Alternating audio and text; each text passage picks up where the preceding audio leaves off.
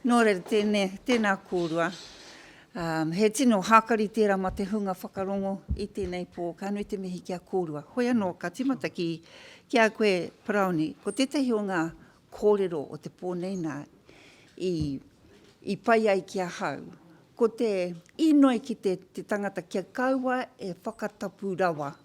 Tēnei mea te Mōteatea, me te tangata nāna I tito. Nō reira, tēnā, mau e whakawhānui pia tērā kōrero. Ko te tino kiko o tērā kōrero kia maha rā tātou, ai he rangatira o tātou tūpuna, he nui ā rātou mahi, e whakaaro rangatira ana tātou ki ā rātou. Engari, te mutingeho he tangata rātou, he tangata hoki rātou. Ana kia kaua e whakatapuhi a rawatia ngā Mōteatea, me rā taonga tuku iho kei ngaro. Kei rite ki tehi o ngā taonga I roto I ngā muhiama, I roto I ngā pauako, I ngā pauaka. Kāre e whāwhangia e tātou, kāre o tātou ringaringa e pāki e rā mea, ne ka waiho ki reira hei whakamihorotanga mā tātou. Ai, me te kimi I tētai aohou, orangahou rānei mo te Mōteatea I tēnā o te tangihanga, o te whakataitai. Me kimi etahi atu wāhi e ora mai ai te Mōteatea. E ora ai te Mōteatea I a tātou, e ora ai hoki tātou I te Mōteatea. Nō reira.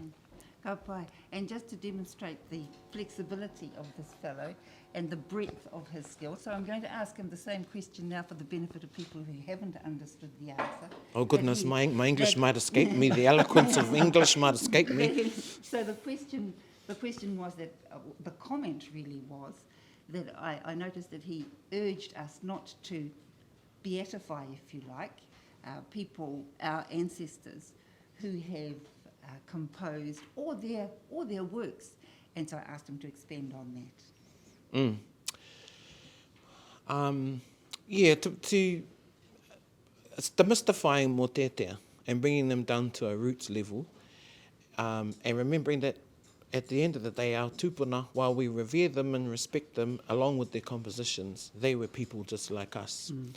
And I think that in order for us to breathe new life into Mōteatea, waiata karaua, pātere, ori, is rethinking about where and how we use them and when we use them and new spaces that we can use them in for our benefit, mō tēnei wā, and for tomorrow.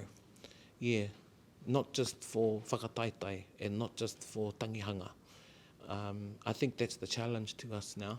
I mean, you know, there's been lots of wānanga Mōteatea over the years. I remember one conference, I think, convened by Waikato University. And, you know, everybody came to talk about the Mōteatea from the iwi. So we need to be asking ourselves, where have we come? You know, kura kaupapa have moved.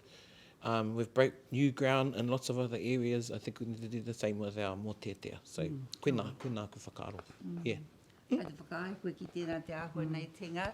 Ana ko tētahi mea māu, ko tētahi o ngā mea I kitea e mātau I tēnei pō, ko tō humari, tō whakaiti I a koe anō, tō mihi atu ki te rōpu nā rātau koe I tautoko nā rātau I hāpai tō kaupapa, te whakaoti I te mahi a tō pāpā. Nō reira, hoi anō, I te mutunga, ko tō ingoa, te ingoa e tāpirihia ana ki tēnei mahi. Pēhea tērā, he taumaha?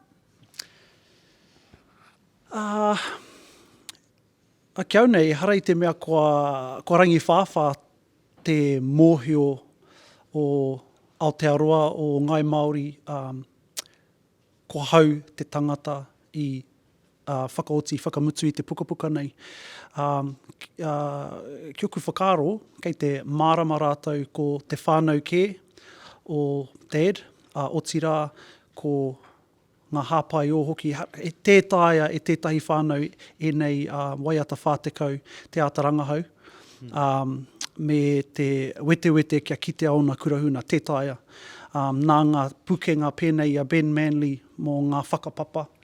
Aunty Norma kua roa e waiata ana I ngā Mōteatea nei.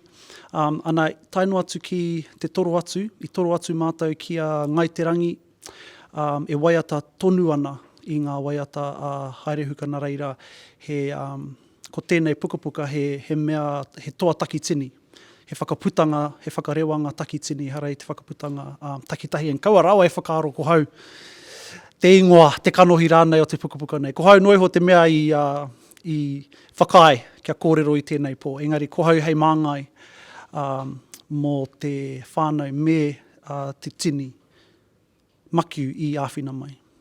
Ka pai, and of course for the benefit of those who don't speak Māori, I did say to Tenga that although he very deftly described the number of people who contributed to the completion of the book, that actually, in my view, the completion has been attached largely to him as an individual, and he very, very neatly deflected that entirely and denied what I said, but I will allow him to tell you about that. Yes, I think I'm the, to put it bluntly, I'm the sucker who said yes to speaking tonight on behalf of my whānau and the many people. Over the 12 years this book has been in construction. Yes, I'm the māngai, I'm the face of it for tonight, but man, so many people contributed to the making of this book over the 12 years, so ai. Tēnā koe Tenga, tēnā rā kōrua, e aku rangatira.